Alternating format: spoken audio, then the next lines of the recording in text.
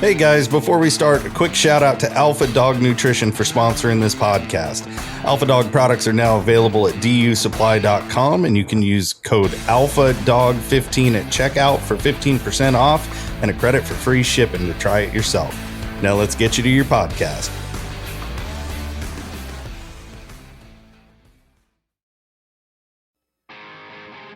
Welcome to my podcast, where we are going to talk about a lifestyle with dogs and throw in a few life lessons along the way. Whether you're a hound hunter, bird dog enthusiast, running setters, pointers, retrievers, or a flat-out running dog junkie, this podcast is for you. I am your host, Heath Hyatt, a certified law enforcement canine trainer with over 3 decades of personal and professional training and handling experience. It's time for me to pay it forward. So grab your leads, lace up those boots, and come and join me on this lifelong process of teaching, training, and learning.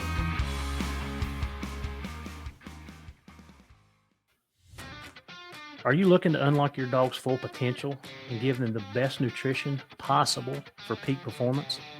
Then look no further. Inukshuk has what you're looking for. Inukshuk's nutrient-dense formulas are crafted to keep your dog's energy high and performance top-notch. Packed with premium proteins and essential fats, Inukshuk delivers the balanced nutrition your dog needs to thrive. From hunting dogs to police canines, Inukshuk is trusted by professionals.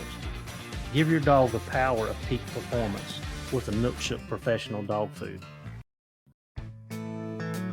It is spring gobbler season, and we are in the heart of the bluegrass state. We back in Kentucky with our good friend Jerry. And I'm gonna tell you guys, man, he take care of me. He puts me up in a cabin. He fills the refrigerator full of food. I can't even eat half of what he puts in there.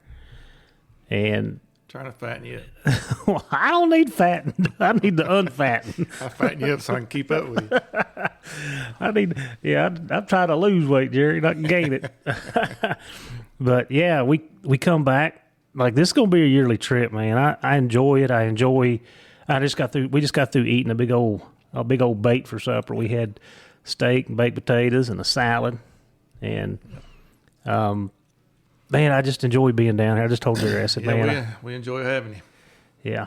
Yeah. I like staying here. Like, I really like it. It's peaceful. Yeah. If you guys could picture, maybe I'll put a picture up for the podcast, but if you guys could picture, man, I'm in, there's a little rolling creek behind us, some fields out in front. This is basically down a valley, isn't it? Like where we're at. Yeah. Creek bottom. Yeah. Creek bottom, fields on both sides, creek right behind us. Yesterday, we'll get into the turkeys in a minute, but yeah, I mean, it's peaceful. You come down here, I barely got cell service. In fact, Maddie just texted me. It did come through, and I was shocked. But I barely got cell service. My phone has not rang. Not one time in the last 2 days. So it's like a vacation on a vacation for me. But yeah, so we back. I guess we should catch you guys up from... So last year when we were here, we caught you up on the 2 days that we'd hunted. And we're right back in the same boat. We've hunted 2 days, and we got one more to go. So let's catch you up on the last day from last year first. Tell us about it, Jerry. Well, we'd been after gobblers. We'd heard them gobble them. Just couldn't get them to work for us. And we went down on the creek below the house, and we heard some gobbling up on the hill. And there was one bird he just kept going back and forth on the ridge. And so we just finally decided to go after him, and we climbed this pretty steep hill and got up there, and there was actually some more gobblers out in the field, and we set up on them, and Heath was down below me where I could see him, but I couldn't see him real good. But then we were sitting there and we called a little bit, and then bang, I heard a shot. I guess the gobbler that was walking back and forth on the ridge snuck up behind Heath, and I think he kind of had a swing on him a little bit to kill him, but we got him killed. Oh, he was looking for love in all the wrong places. He did. He tried to come in behind me, and if he had not have gobbled over that hill that I was sitting on, if he hadn't gobbled, I don't know that I would have turned. Because when he gobbled, I'm like, oh, crap. So I swung, and literally as soon as I got my gun around, I seen that head come around a tree. And I think I told you, like, there was only one spot there, and he had to step in between two trees, and that was it. It was like shooting down a bowling alley. Like, when they say a turkey shoot, that's what that was. But, he stepped out in that little window right there and put the old dirt nap on him. Oh, can't stop the flop. But that was a good bird. What was he? Was he 25? I think so. Yeah, he's 25, and, I don't know, 10, 11-inch beard. Mm-hmm. I don't remember. He's a good bird. He tasted good, too, because we've already eaten him up. That's why we're back here trying to get another one. Yeah. That was a good time. So that was last year. This year, I'm going to tell you, me and Jerry's talked about this. We was riding around yesterday evening. Like, the amount of hens. Like, you can't, this is not at my house, most of the hunting I do is on National Forest. I got one little farm that I can hunt, but it's like I told Jerry, they're either there or they're not. There's no in between. Last year, absolutely not there. Never heard a gobble in there. And we can ride around. You ride around long enough here, you're going to see hens in the field. Yeah, they're out. They're looking for those nesting places. Yeah, I mean, we seen out of the front door of the cabin yesterday. Was it 5, 6, 7? Was it 7? Yeah, we seen one on top of the hill too. Right. Mm-hmm. So 7, and then coming off the creek at Jerry's house, we seen 2, and then one more on side of the hill. So that's 11.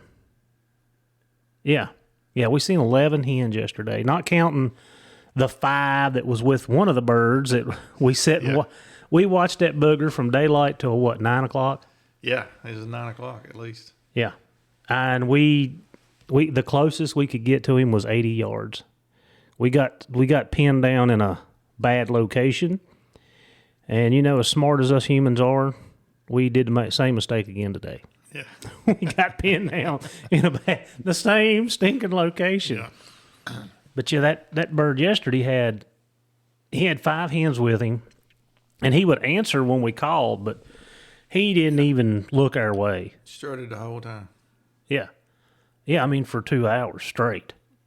Didn't say a whole lot either. No. And then we heard 5 birds total? Yeah. Mm-hmm. Yeah. So we went and got on another one.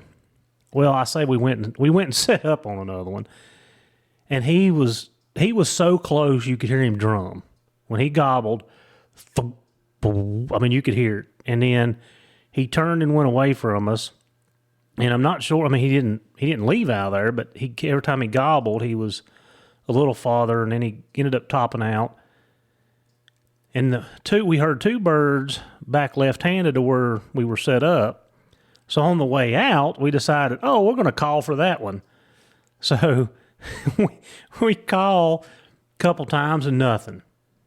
And we hit the edge of the field, and we're walking around the edge of the field, and as soon as we top over the hill, I mean, literally, that bird was within 50, 60 yards of us? Yeah. And standing right out in the middle of the field, boom, there comes that big old head up out of the grass. And me and Jerry dropped down. We looked like somebody had shot us. We dropped down in the dirt, tried to get our binoculars out, and I poked my head up, and I'm like, gone. We didn't know which way he went. So we stood there for a few minutes trying to see if we could see him or see which way he'd went. Nothing. So then we eased on back around to the truck, and we got within sight of the truck, right there at the pond. Yeah. And Jerry does the old flop again. He's like, he's right there at the pond. Well, I'm covered. I can't see over some hedgerow, like some, I don't know, what do you call it, grass he didn't cut. I couldn't see over it. So I get down on my belly, and I crawl up to the grass, and I'm crawling. And I'm looking back at Jerry to give me a yay or nay. He gives me a thumbs up. So I'm trying to peep up out of this grass, and I still can't see him. And I get my binoculars out, and I mean, I'm looking and looking and looking, and I still can't see him. Well, about that time, he pops his head out between me and the truck. And he didn't run off, but he knew something was going on. So he got up in that tall grass, and it amazes me that, like, how well hidden he was. If his head wasn't a big old red head, I don't know that we would have seen him going up through the field. And he went right through the middle of the field and topped over. Yeah. So let's go back to the binoculars. And I'm assuming that most of you guys carry them with you, but I carry a set of the Vortex. I got 10 by 42s. I actually got a smaller set that I carry in my tack vest or in my car at work. But I've got these in my chest mount, my chest rig. And Jerry and I sat and watched that bird yesterday. And when they hit the wood line, we couldn't really see them because they were they were 180 yards by then. Yeah, something like that. So I'm sitting there watching this bird, and he's still in full strut going back. All of a sudden, these two birds come right-handed, and they come in there pretty hot. And when they come in there, old Big Tom, he had his back to them. Well, they come in there and circled him. Well, they didn't fight, but they had a good sparring session. Yeah, they weren't invited to the party. So anyway, he ran them back, and he literally would stay in between them and the hens kept feeding left-handed. And we watched them. I mean, we couldn't move. We didn't want to spook them, so we literally sat there and watched them for probably another 45 minutes or better. I thought they were never going to leave. Yeah, I mean, it was a long time. But we watched him, and literally the two Jakes, that's what happened. It was two Jakes. They come in there. Well, they would puff up and fan up, and he'd turn, and it'd be like a stare down. He'd just stare at them. And this went on and on and on, and finally they worked their way over the hill, and the Jakes kind of paralleled them. They stayed right above them and they ended up all going that way. But why I'm talking about the binoculars, because at one point in time, we were getting up and moving because we thought they were gone, and we pulled the binoculars back out, and those birds had not crested the hill, but they were in the woods 50 yards, and with the naked eye, you couldn't see them. No, absolutely not. And, I started carrying them things, I don't know, probably 2 years ago. Last year, I brought them with me up here, and now it's like I'm not going turkey hunting without them because you can see things that you can't see. And I think where I'm getting old, my eyesight's getting bad anyway. But yeah, this time of year, everything looks like a turkey. So. Oh, how many hens we seen that wasn't hens today? Yeah. We stopping. What is that? Blow out the binocular. Oh, it's a stump. We drive down the road. And I don't know, we were down at that creek, coming down that creek bed. It was a stump sticking up. I mean, it looked just like a hen with a naked eye. And it was not. But yeah, I'm a pretty big believer in the binoculars and taking them and being able to scope things out. And well, I tell you what, when we seen him yesterday, we seen he was fanned out across the hill, and I started scoping him out with the binoculars while Jerry got up underneath where we were going, and I could see the hens with him, and I couldn't see the hens because they weren't blowed up like he was. And anyway, he ended up having 5 hens with him, so we let them go and went back this morning. And the exact same thing, we got pinned down, and we even talked about it. We're like, we're going to go to this point this morning. Like we're going right here. And we stood around, and then they gobbled. And before we could get where we needed to go, they were already out in the field. So we couldn't get any closer. How close was that bird to us today? Now the decoys were 38 yards. He was about 20 yards on the other side of those decoys. So 50, 60 yards total. We couldn't see him because he's over that crest. But. Yeah. So Jerry snuck down the creek, and he was watching him and letting me know where he was at. Yeah. And then, I mean, we had been sitting there a while, and I was trying to move my seat, my pad that's attached to my vest, and I had kind of put one arm underneath me and was man, was sliding it down, and there's a hen right in between the decoys, and I'm like, oh crap. Well, she sees me.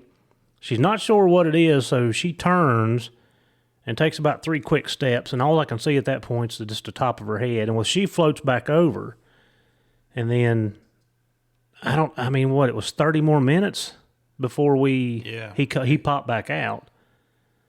I had a pretty comfortable seat. I got in behind that tree on that little bank, and I could raise up, and I could see the tip of his fan. Mm-hmm.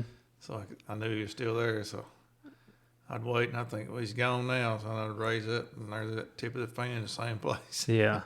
He did come up the hill there toward the fence that one time, and I could see his head that time, but man, he just stayed in that one spot. It seemed like forever. Yeah. And he had to come up there because the decoys are there, but he just wouldn't come on into them. Yeah. Well, we're gonna fix it tomorrow. But anyway, so we're getting ready to leave. Jerry texts me and says, I think they left. Well, I get ready to stand up, and I see him in the top corner of the field.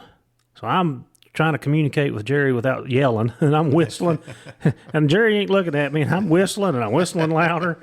And I'm like, hey! And he finally looks at me, and I'm pointing at the top of the field. And he gets up there, and he struts around there actually gobbles a time or two. But you say you think that a bird will not go through a fence. Because we talked about this. We're like, they're not going to go through that fence. They're not going to go through that fence. What'd he do? Went through the fence. He went through the fence, all of them. So he had 2 hens with him. Yeah. So after they got gone, Jerry and I got back together, and he goes, you think that was the same bird as yesterday? I'm like, I don't think so. And the reason why, the bird yesterday had a really thick brush on him. Paintbrush, yeah. And it had a little crook at the end of it. Yeah. This bird had a thinner brush, and it was kind of swirled at the bottom. Right, yeah, it just looked different. I don't think it was the same bird. And we're like, okay, well, what happened to the other 3 hens? Because he had 5 with him. This one only had 2 with him. So we heard another one gobble back behind this bird. I mean, he's a couple 100 yards back in there. We kind of feel like that's the bird that we were looking at yesterday. So anyway, hopefully tomorrow we can double up and get both of them. Hopefully, we're gonna try. So, yep, that's where we're at on that one. So, same place as we were last year. Yep. We own birds every day, but it takes us 3 days to get one. Yeah, I'm gonna have to get another guide service. I don't know. The hospitality and the food's good. The turkey hunting, I don't know. Yeah, I can find them. I just can't kill them. Well, I see everybody posting pictures, and some people done tagged that. I'm like that's never been me, like never. And again, I'm usually hunting national forest at home and what little farm you have here and there, and hunt behind the house. But like it's tough. I mean, we talk about it like, and the wind got up today. Like the wind, it was horrible. And my experience has been that when that happens, they're not going to say much at all. If they do, you can't hear them. Yeah. So, yeah. So next, you'll have to tune into the next episode to see what happens tomorrow. So y'all tune in next week, and I'll catch you up on whatever happens. Hopefully it's good, but if not, man, I'm not at work. We went fishing yesterday, and I'm turkey hunting. So any day in the woods or on the water is better than work. Yeah. That's motto, right? Right. No pressure. Well, while we're... Maybe a little pressure. Nah. I don't... Like I said, we're seeing them. I mean, you're seeing them. It would be nice to, to get one. But, we got to watch birds for 2 hours both days. I've had birds close every day. Hunting Saturday, Sunday, Monday, and Tuesday. So, you can't ask for nothing else. Well, we can, I guess. Well, hope we're going to get one tomorrow. I'm hoping for 2. Get 2. But I'll take one. We'll take one. Yeah, we'll be satisfied with one. Well, while we're catching up on last year, why don't we get everybody caught up? You come down in September, right? Yeah. Mm-hmm. And training season. Yeah, we hunt a little bit. And I know we've talked, but season was a little bit tougher this year. September wasn't horrible, but the weather was bad while Jerry was down, so we didn't get to hunt raining. 3 days. Yeah. So with the first morning, you remember what happened? I just had the young dogs, didn't I? Yeah, I think so. I had Hootie Hart, I guess Axe and Attica, and I don't know who I had. Sassy and Lady, maybe. I really don't remember. Did I have them pups with me? Did I have Briggs or Bronx or anything with me? You had Briggs, I think. Had Briggs with me. Yeah. So it was up in the morning too. We ended up rigging a track and putting on it, and it went off the mountain down towards the creek, and made a big loop in there, and come back up the creek and crossed the road and headed up into a place we don't like to get during training season. And we're riding up the road, and I mean, we're hearing the dogs. They're getting closer, and they're getting closer, and we'd actually stopped and got out, and I'm like, they're going to go up the road. So we jumped back in the truck. And the reason I know this because I was watching the video the other day. I'll post that on the YouTube. When I download this podcast, I'll put some pictures of the turkey hunt, and I actually can put this video on there because it's a short one. But we jump in the truck and we go up the road about 100 yards. And man, that little scuzzer comes out. I mean, he's little too, ain't he? Yeah. Like 50 pounds soaking wet. Yeah, you could carry him under his arm. He come across the road, and we jumped out and like, catch him.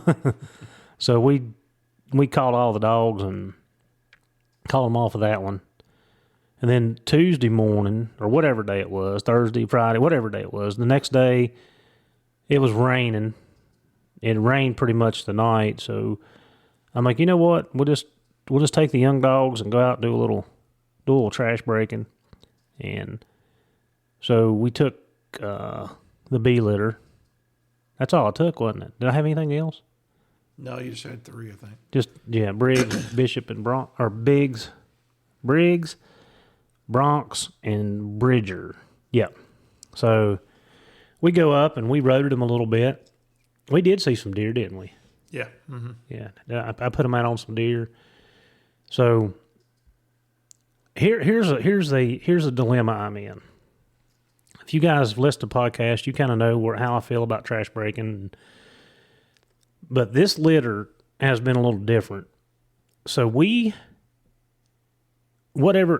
deer crossed the road. Did we turn them loose on 2 deer or just one? We turned them loose on 2 deer. 2 different times? Yeah. Okay. So the first time, they were roading. We were roading them.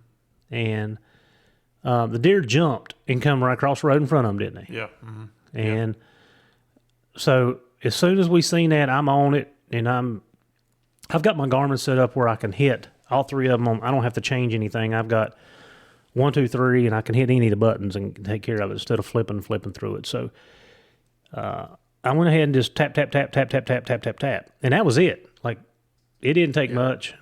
And they went on. We went on around the mountain, and I don't quite remember the second time where we were at, but I don't even think I had to get them on that one. No, they didn't show any interest. Yeah, none at all. All right, so back to the dilemma. I had a hard time getting these dogs to take their own track. So I break it down and I try to process it.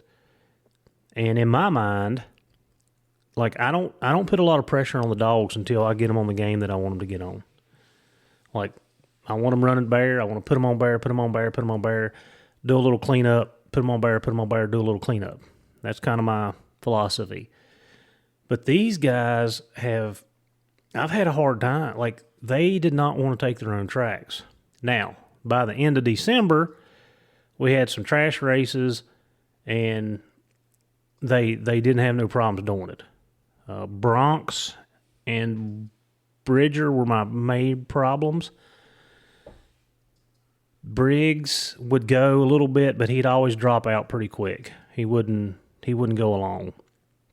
So I don't know. I've got to rethink that process and make sure that I'm not messing something up. And again, it may just have been this litter. It may just be the style of dogs that they are.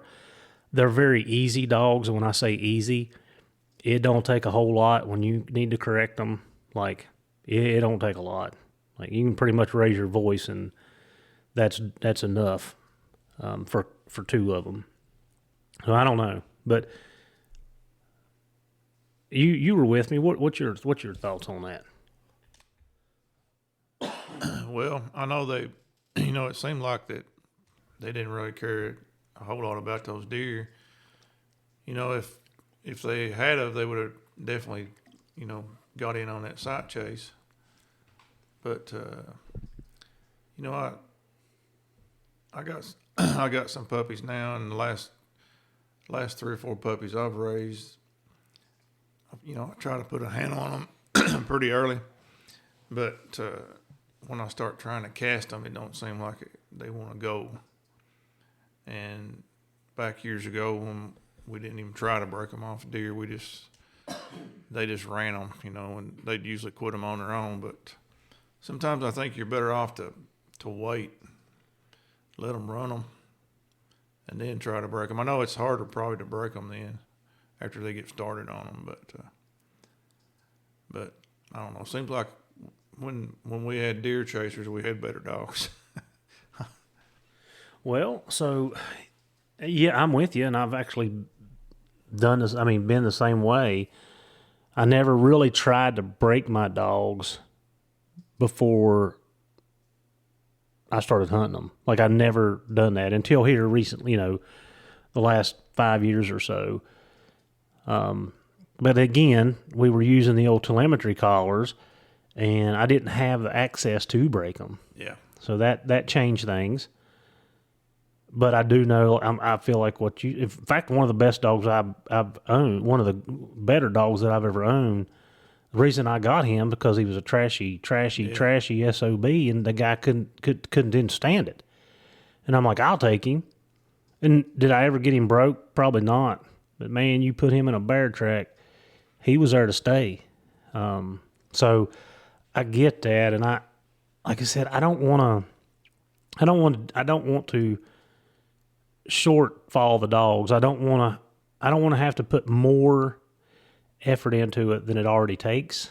And I'm not saying that I'm lazy. I'm not saying that. I'm just saying that, like, if you're getting them and you're like you said, they don't want to go. Is it a genetic thing or is it a training thing? There's only one or two things there. So I'm going to reevaluate. And like I said, those dogs had been on bear before I ever started that process. But they were definitely they were different. And like I said, you was there. I didn't get on them hard at all. No. Like, it was just a tap, tap, tap, tap, and they were done. I mean, they were done with it. They didn't care. Yeah, so I guess we'll see this year. This training season coming up. So yeah, we spent that day riding around doing a little trash breaking. And the next day, I think it rained us out, so that was it. But you're going to get down this year, aren't you, in December? I'm trying my best to. Yeah. Yeah, it'll change things up a little bit. It'll be a little bit cooler. Yeah. won't be as much riding around. I'll tell you that.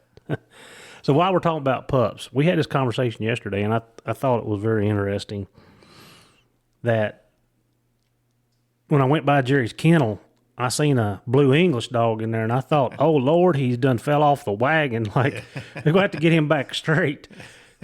Put some tricolor back in that. Anyway, I was asking him about the dog, and I'm like, is that yours? And he's like, yeah, and we got to talking about it, and, this is always a factor when you talk about dogs. Like, you can get a pup out of two of the best dogs you know, and that pup's going to carry those genetic traits or they're not. And, one of the things you said is the pup's dad had a really, really big booming mouth. Yeah, supposed to. Yeah.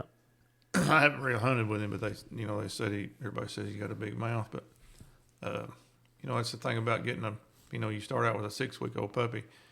You really don't, there's so much that you don't know about that pup, until he develops some, which I've always had better luck seeing, like buying like a semi-started dog or something. That way, at least what kind of mouth they're going to have. if they're treeing, you can tell a little bit about their treeing habits. You can tell if they're going to open a lot on the ground, if they're not. You can tell if they're going to have a lot of hunt to them. You can tell if they're going to, how gamey they are. And when they're 6 weeks old, you don't know that stuff. Mm-hmm. And that's my biggest disappointment in this pup so far is his mouth. And I just maybe it'll get better, but I don't really see it doing it. But things like that, just you can't tell when they're 6 weeks old. So no, he acts a little hyper. Is he hyper? yeah, he's hyper. Yeah, I wouldn't. I know I say this, but I had to do a double take. Yeah. Because I know you got a bird dog. I got a bird dog, and there's another English dog in the kennel too. Oh, you hiding it? You putting it out in the back? Yeah. That's what, Jerry. Listen. This is what you got to do. When you set your kennel up, you got to put the off-color dogs in the back, but the tricolor ones in the front, right? Right. Guys, I'm just picking. I'm not colorblind. No, I'm not either. my kennel looks like a circus. Yeah. I got an elephant, 2 giraffes, and an ostrich. My Walker dog, my Walker female, has got almost as many ticks on her as that English dog does. So, but it's just color don't mean a whole lot to me. I like a good made dog, conformation, but everybody likes a red-headed blanket back Walker, but it doesn't. That's not very high on my list. Yeah, but I tell you one thing, it does make it easier to hunt them when you like to look at them. Oh, yeah.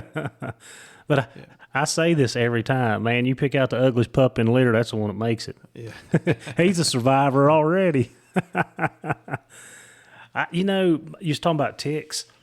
So my old ring dog, he had a bunch of ticks on him, front end, under his belly, and the great grand pup that I have out of him, he's ticked up the same way. And that's what, I may have messed this up, and sometimes I feel like I did, but I ended up keeping that pup because he favored him. Yeah. He looks almost identical to him. Yeah. And I was going to let let Ben have him. And when it come time to get Ben his pup, I'm like, I can't. Chelsea's like, you better think about that. And I'm like, I hate picking it's hard to pick a dog just on color. And I'd already done some work with them. There wasn't really no difference in the 3 or 4 that I had at the house at the time. There wasn't a big difference in them. I mean, the one that Ben got was the first one that started doing the trail drags. He stayed with it. He was a little bit more patient, and I keep kicking myself in the butt for that.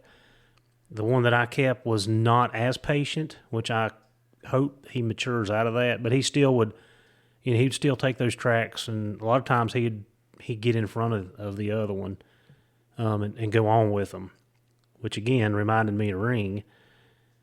And like I said, when it come down to it, I ended up doing it because the color, like he colored up, big blaze face, ticks up the front end, and I'm like, God, this is like a splitting image. Right.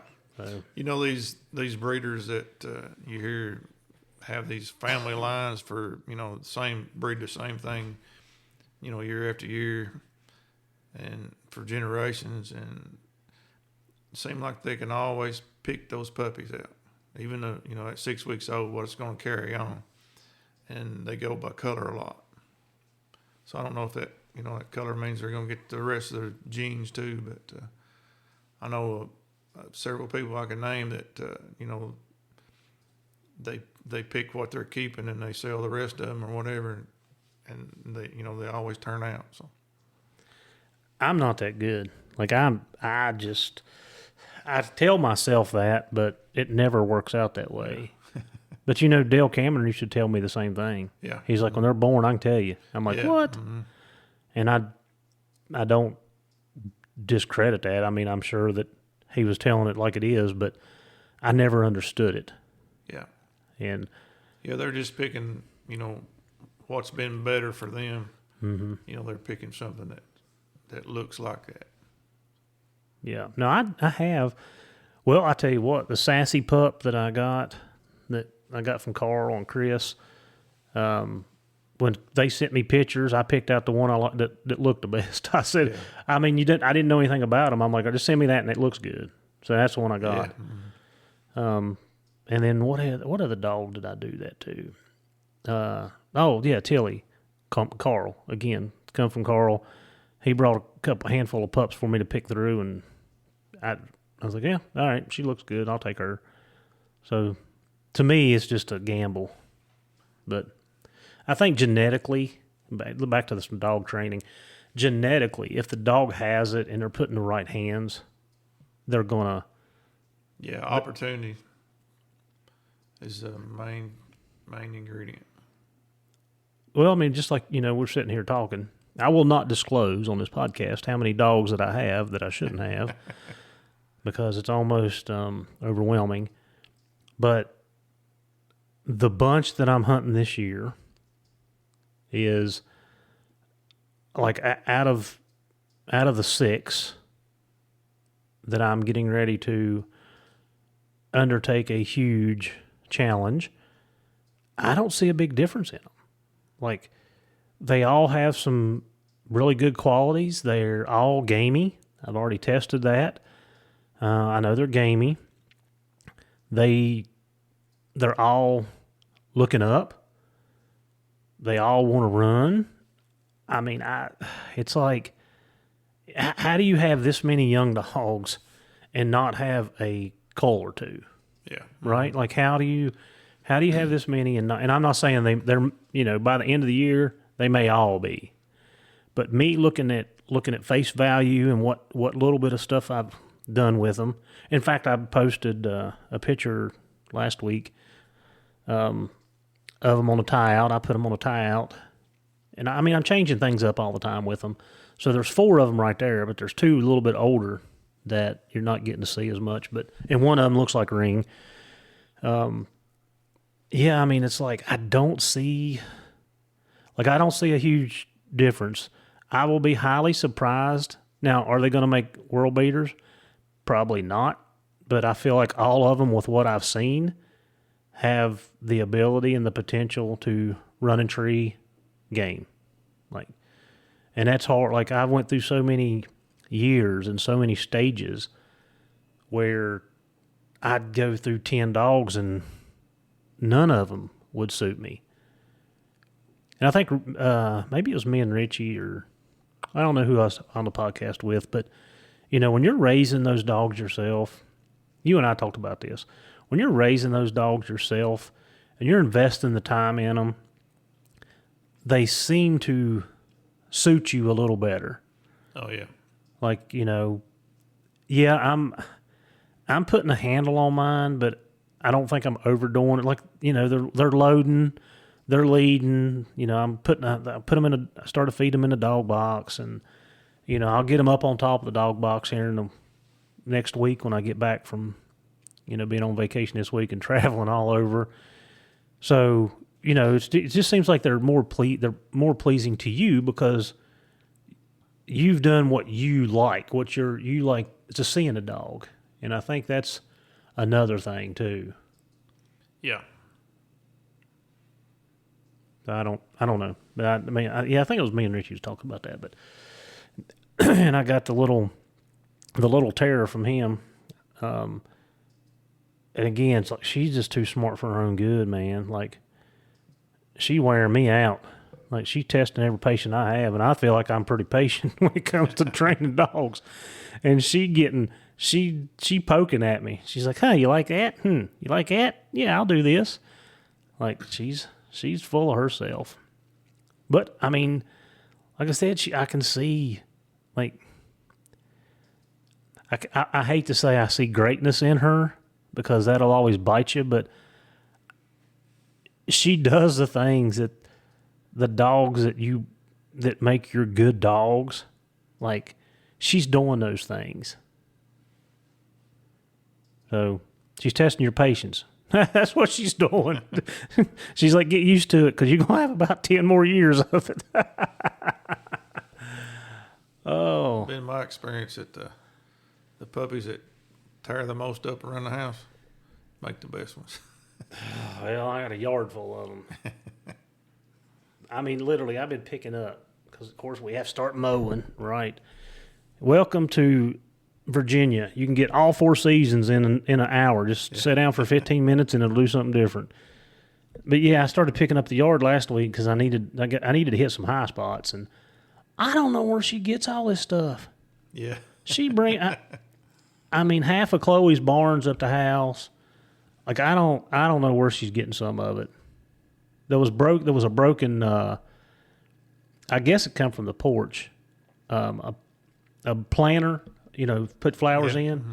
There was one of them laying, and it was a pottery. It was a glass one. It was laying out in the yard when I started mowing the other day, and I'm like, well, where did this come from? It was broke. I guess she broke it and took it out in the yard, or broke it out in the yard. I don't know what she did with it. But yeah, dead birds, birds, rabbits. My puppy last fall, I threw that dead bird out of the yard 15 times. I guess every time I let her out, she'd go find that dead bird. Was that one of them English pointers you're hunting? No, that was one of those tree and curves. We know, Jerry. We know. Yeah, I mean, mine do. In fact, I don't even throw the stuff out anymore. I put it in a empty dog food bag and throw it away because you're gonna be seeing it and seeing it and seeing it and seeing it. So, and the girls, if it's a dead animal, they wig out. I don't know. One of them killed a rabbit last year and brought it in. And they were fussing over it, but like I can't help it. Well, I didn't have nothing to do with it. But yeah, like back to the pups. Like, I don't see a huge difference in them. Like I said, they're all showing things that you would want to see. Like if you told me here's 6 pups, pick out one. You just reach down and grab one.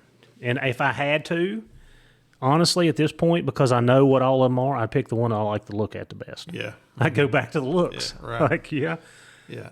I mean, looks matter, but, it's to me, especially the color. I mean, like I say, I like a good confirmation dog. And feet are really important on a dog, especially a hound. Mm-hmm. Something has to put miles under it. And, but, if you got one of the same ability, then get the good colored one. Mm-hmm. Yeah, I'd be talking about color blindness. Like, I mean, most of my dogs look like walkers, even though they are technically. I mean, yeah, they've got mixed up stuff in. Most the stuff that's out of old Ring, and of course, Ring's granddaddy was out of a Walker Black and Tan Cross. But you were getting some high tans out of that. Even, every time I bred Ring, I'd get a high tan looking dog. And because of my old Frosty dog, he was a black and tan with a big white patch on his chest and nose. I've always kind of been partial to a high tan looking dog. I really like the color.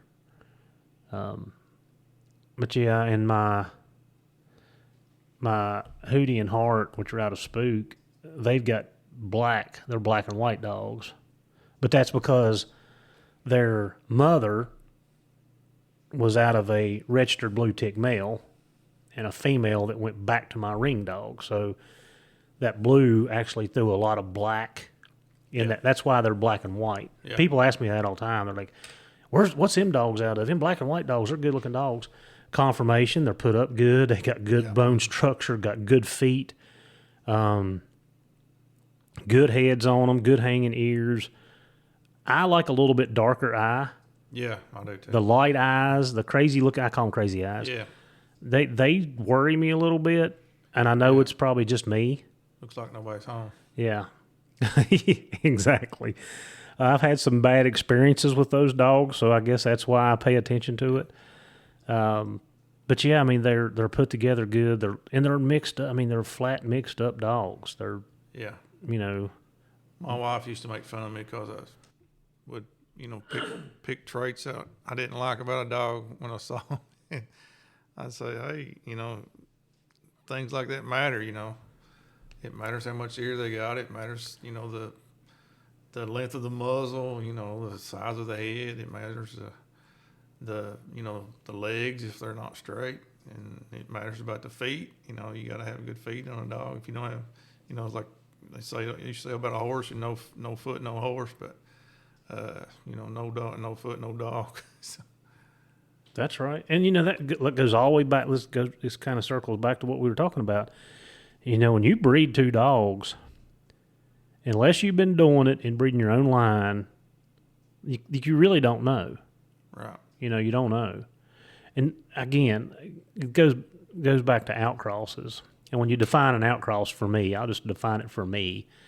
It's when you breed something that has no lineage back. It's supposed to be 5 generations, but I usually go back 3. As long as nothing in the 3 generation is anywhere can, that's kind of considered an outcross. But, when you're outcrossing dogs, which, again, it depends on who you talk to, what world you're in, how do you know? Like, if you've never bred that cross before, like, all those chromosomes, like, how do you know? Like, they're matching up. They're, like you said, you breed 2 dogs with really good, strong mouths, and you get a chirp. Yeah, right. I don't know. I guess if we had the answers to that, somebody would be rich. Yeah, we wouldn't have to do this podcast. That's right. Right. We'd be on a big farm killing some turkeys, Jerry. We'd be getting after some turkeys. Yeah, west hunting bear or something. Yes. Yeah. Well, we'll go do a little traveling this year. I mean, this is kind of my first trip. Of course, the rest of it will probably be dogs, unless I draw an elk tag. If I draw an elk tag, I'm gone. We going out west. But the rest of it will be. I've got to get those dogs. I mean, I've got to find out what I've got, and I've got to sort through it, and I can't keep everything I've got. I've done told myself that. And my problem is, I don't want to get rid of some of the dogs, and the girls at the house don't want to get rid of the other one. So it's like a no-win situation. Like, something got to go. Like, come on, man. Killing me. Any thoughts? No, I'm not going elk hunting with you. Yeah, I'm. That's on my bucket list. I'd like to kill a moose too. And if a mule deer is an option, I'll take it. But moose and elk are my 2 bucket list. And I'd like to kill a good bull, both. And I've put in my tag in Maine a couple times, but I never drew for a moose. So that's just not working out. But we'll keep after it. The closer I get to retirement, just frees me up for more time to do stuff like this. Instead of 2 or 3 days, I'll be out here for a week. You won't have no time off then. Oh yeah. Yeah. All right. Well, let's crank this one out. If you guys want to hear how tomorrow goes, tune in to next week's episode of What's Up Wednesday. Jerry, thank you for having me. All right. Good to have you here. Do you like to be outdoors like I do? If so, unlock the wilderness with Onyx Maps. It is your ultimate guide to exploring, hunting, and conquering the great outdoors. With detailed maps, real-time tracking, and exclusive access to public and private lands, Onyx Maps is your key to adventure. Discover the possibilities and never get lost again with Onyx. So subscribe today using the promo code K920. Letter K, number 9, 20, and know where you stand.